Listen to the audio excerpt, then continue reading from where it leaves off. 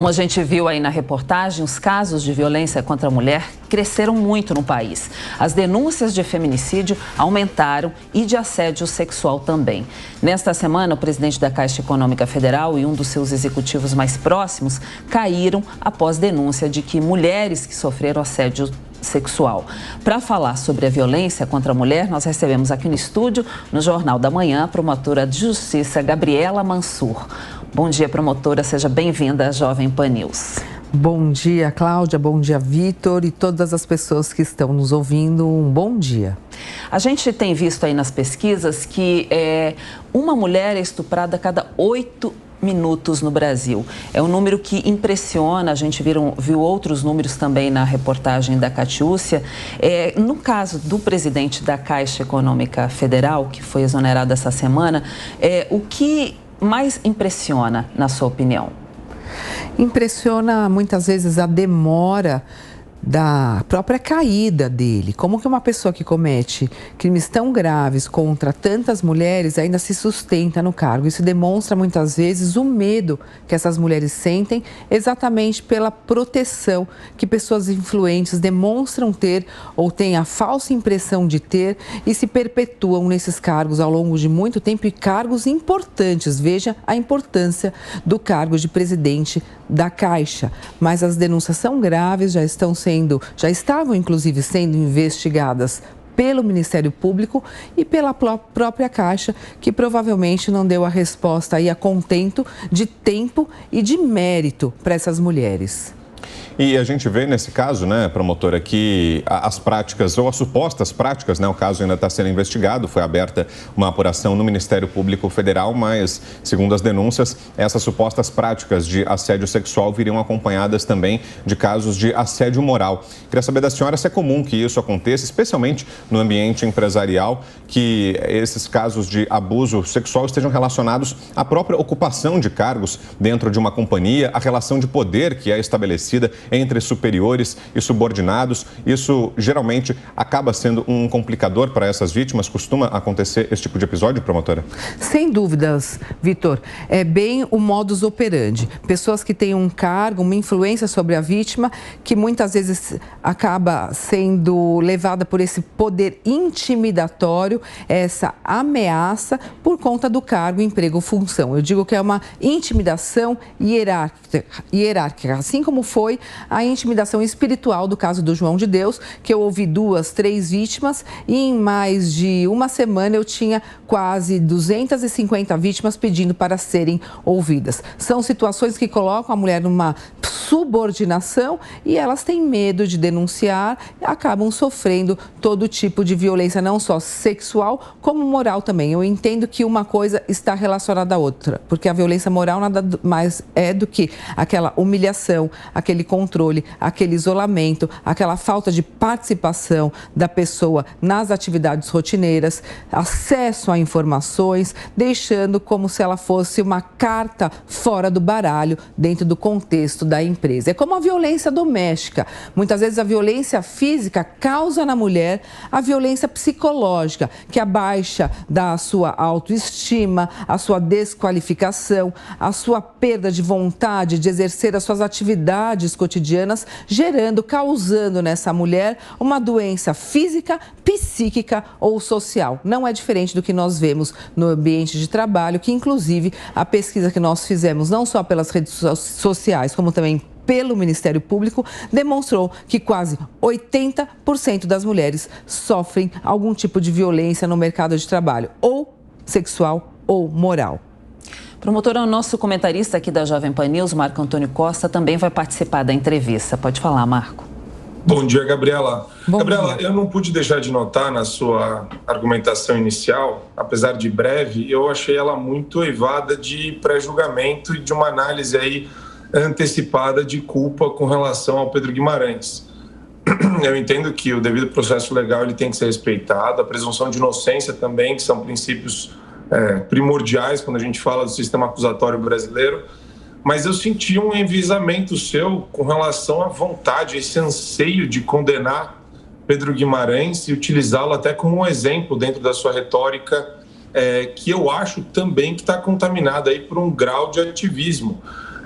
80% das mulheres no mercado de trabalho sofrerem assédio, você vai me desculpar, mas eu preciso... Quando uma estatística tão grotesca como essa é colocada no meio midiático, eu preciso, de alguma forma, das referências do estudo, né, o grau de metodologia que foi utilizado e como que isso é aferido, porque eu vejo muito movimento feminista instrumentalizando essa questão e utilizando como uma pauta que, para mim, ela não é propositiva. Até mesmo, aí vai a minha pergunta para você, a questão do feminicídio. A criação desse instituto, desse conceito, não acho que é relevante e não acho que é séria do ponto de vista metodológico, uma vez que você não consegue aferir motivação a crimes passionais.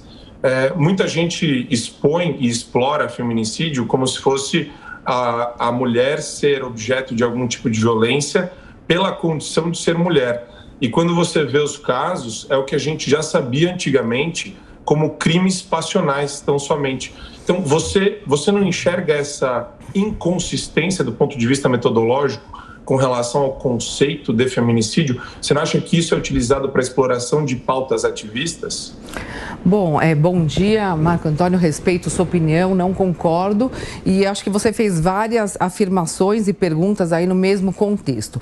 Então, vamos por partes. Em relação ao presidente da Caixa, aqui não houve nenhum tipo de pré-julgamento de minha parte. Houve uma análise dos fatos que nós estamos acompanhando na imprensa ao longo desses dias. Tudo dentro do devido processo legal. Não existe de minha parte uma vontade de condenação, mas sim da promoção da justiça com respeito a todas as partes, mas dando oportunidades também das vítimas poderem buscar ajuda, poderem serem ouvidas e o acesso à justiça.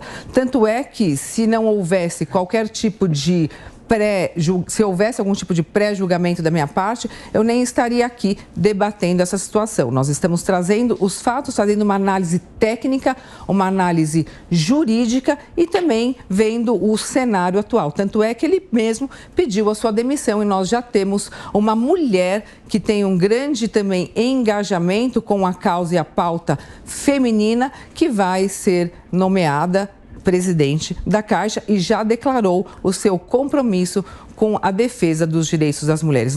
Aqui não tem nada a ver de ideologia, de ativismo judiciário, é a aplicação da lei, tampouco a questão que você trouxe ideológica do feminismo. Nós estamos falando de direitos de mulheres, sem qualquer tipo de lado, e eu não vou permitir que seja usada a pauta das mulheres, as mulheres brasileiras que sofrem violência diariamente, para pautas político-partidárias ou ideológicas, colocando essa pauta num lado da esquerda ou da direita contra o avanço dos direitos das mulheres. Não existe nenhum tipo de ativismo judicial.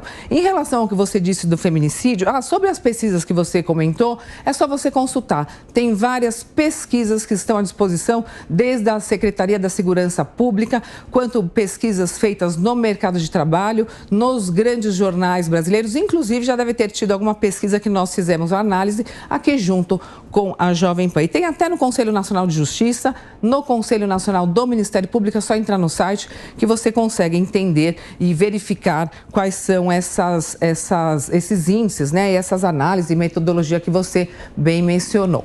Em relação ao feminicídio, nós estudamos isso ao longo de muito tempo. Não existe crime passional, Marco Antônio. Ninguém mata por ciúmes, ninguém mata por amor, ninguém mata por ódio. As pessoas matam porque querem matar, com o dolo, a vontade livre e consciente de matar. E nenhuma morte deve ser justificada, tampouco ser utilizada para a diminuição da pena de quem retira a vida de uma outra pessoa simplesmente pela condição do sexo feminino. Isso está na lei, está nos estudos de direito. Depois de qualquer coisa, eu te empresto alguns livros para você estudar. Promotora, mais uma pergunta, então, ainda sobre esse caso. A gente viu que Eu só não estou entendendo por que ele está rindo. Porque nós estamos falando de vidas, de mulheres estupradas, assediadas, moralmente, fisicamente, e ele está rindo. Você não vai rir da minha cara ao vivo. Se você quiser rir, você vem aqui ao vivo rir. Você vem aqui no palco rir. Não vai ficar rindo por trás da tela do computador. Mas eu senti um quê de arrogância na sua fala. Porque eu senti na sua. Eu senti na sua. Em momento algum eu insinuei que a senhora era ignorante, mas a senhora gostou de fazer isso por algum motivo. Não, quem fala que o que você falou sobre feminicídio não é questão de ignorância, é falta de conhecimento. É um conceito. É falta de conhecimento. Procure conhecer antes de falar e querer levar a pauta para a ideologia política partidária. É uma pauta capturada. Diminuindo as mulheres, principalmente as que estão sendo entrevistadas. A gente sabe que a senhora participa de movimentos feministas, a senhora é uma palestrante convidada por uma série de entidades nesse setor, nessa área. Qual que é o problema? Eu atendo todos os pedidos, tanto de um lado quanto do outro. Eu sou uma jurista e uma especialista no tema. A resposta da senhora foi técnica também. Quando falou que eu preciso me consultar e ler livros. É uma resposta de uma pessoa que saiu da pergunta. Você não quis responder. Você falou que quer saber de onde vêm os dados. A resposta foi exatamente técnica. Você não leu livros de direito. Você deveria ler os livros de direito que analisam a construção e a necessidade de uma lei para proteger os direitos das mulheres, principalmente as mulheres que são mortas pela condição do sexo feminino. Isso não é pauta feminista, ideológica, isso é pauta jurídica sobre direitos das mulheres, inclusive já confirmada pelo Supremo Tribunal Federal. Sim, e eu acho engraçado, vamos deixar muito claro aqui, eu acho engraçado a arrogância. O tema é muito sério. Você não foi arrogante comigo. Você não foi arrogante. A mulher, quando ela se defende ou quando ela demonstra conhecimento técnico e jurídico, ela é arrogante. Você que foi arrogante num primeiro momento. A gente não pode presumir que a outra pessoa não leu algo. A senhora só tem que me passar a sua posição. Só isso. Mas você já começou atacando. E eu vou me defender, sim. Comecei perguntando, mas tudo bem. Continuando aqui com outra pergunta, também no mesmo caso, promotora, mas num outro aspecto aí, muitas pessoas acompanhavam e sabiam do que acontecia, né? Eu gostaria de saber, na sua opinião, aí, pela sua experiência profissional, por que as pessoas acabam não denunciando? Por medo, por cultura, pela falta, pela preocupação com a sua própria família também? E também, é possível denunciar e não se comprometer? Existe alguma forma para poder denunciar sem se comprometer num caso como esse?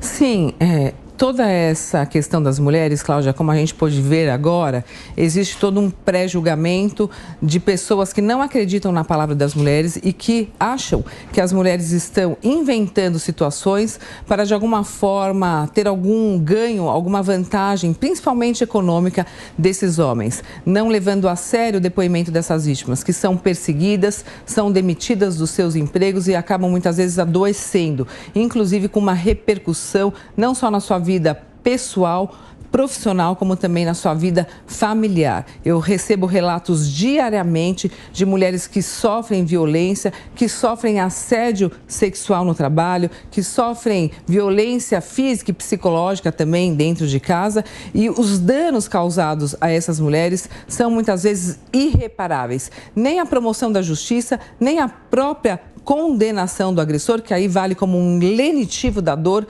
funciona para, de alguma forma, terminar a dor dessa mulher para sempre. Então, é muito importante, como se viu aqui agora, que se apoiem as denúncias e não critiquem as mulheres denunciadas, que fazem as denúncias,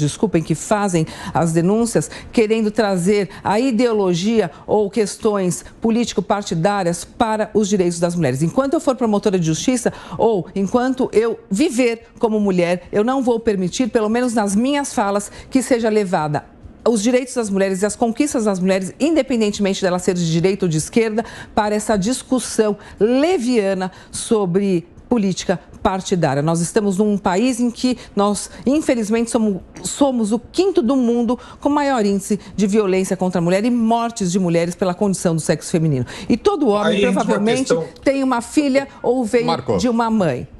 A gente está com o tempo quase esgotado, Marco. Não vou te passar a palavra agora, só para a gente fazer uma última pergunta, para a gente poder liberar a promotora, que gentilmente está nos atendendo aqui. Eu até não sabia que ia ser um debate, né? Mas, não seria. Enfim, foi uma pergunta do nosso comentarista, promotora. E a senhora teve o tempo necessário para rebater e o Marco também para fazer o questionamento. Não tem problema, estamos Vamos só para uma última pergunta, então, promotora, para a gente fechar. Pois não. A gente vai até fechar seu áudio, Marco, porque nesse momento a gente não vai fazer mais nenhuma parte. Só uma última pergunta para a gente fechar mesmo, promotora. Queria que a senhora falasse sobre como caminham as investigações em casos assim, porque, como a senhora mesma disse, o relato da vítima muitas vezes não é suficiente, a palavra da mulher que denuncia nem sempre é levada em consideração e é um crime difícil de ser comprovado, né? O estupro ou um caso de assédio sexual, obviamente, acontece sempre às escondidas, é muito difícil a comprovação. Como é que as autoridades trabalham com isso? Como é que funcionam as investigações a partir de uma denúncia? Promotora, rapidamente, por gentileza. Pois não, Vitor, desculpa ter te interrompido. Imagina. Qual é o melhor caminho? As empresas, inclusive eu estou lançando um livro na segunda-feira que chama-se Compliance Feminino. São algumas ações efetivas, rápidas e sem muito custo para as empresas implementarem internamente para a prevenção e combate do assédio sexual, do assédio moral e das mulheres também que sofrem violência doméstica em casa e podem encontrar na empresa um porto seguro e um canal específico para a denúncia. Instalação de uma ouvidoria das mulheres, onde elas podem denunciar, onde elas vão ter um acolhimento, uma escuta ativa e a certeza do sigilo das informações. Além disso, o encaminhamento para os órgãos competentes como Ministério Público, como OAB, como Secretaria da Segurança Pública e também Poder Judiciário, além de projetos parceiros que podem colocar essas mulheres no mercado de trabalho e garantirem o apoio jurídico, psicológico e socioassistencial. Por fim, é importante que a empresa tenha esse compliance feminino com um comprometimento social de punição do agressor, afastando-o com as provas necessárias do cargo até que fique comprovado, viu, Marco Antônio? Até que fique comprovado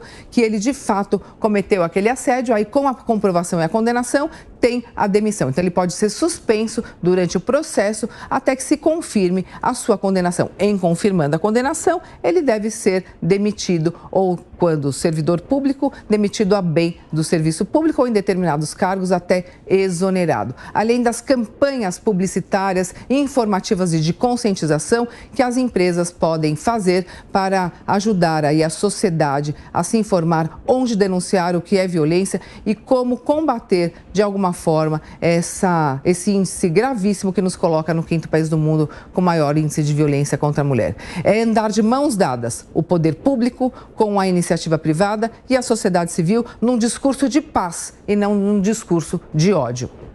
Muito bem, agradeço então Gabriela Mansur, promotora de justiça, pela sua gentileza de vir até os estúdios da Jovem Pan News nesta manhã de sábado. Um bom dia e um ótimo sábado para a senhora. Eu que agradeço, peço desculpas aí pela discussão para os ouvintes que eu tanto respeito, desde pequena escuto a Jovem Pan, e meus pais que estão me assistindo, um beijo, estamos juntos, fiquem com Deus e com saúde.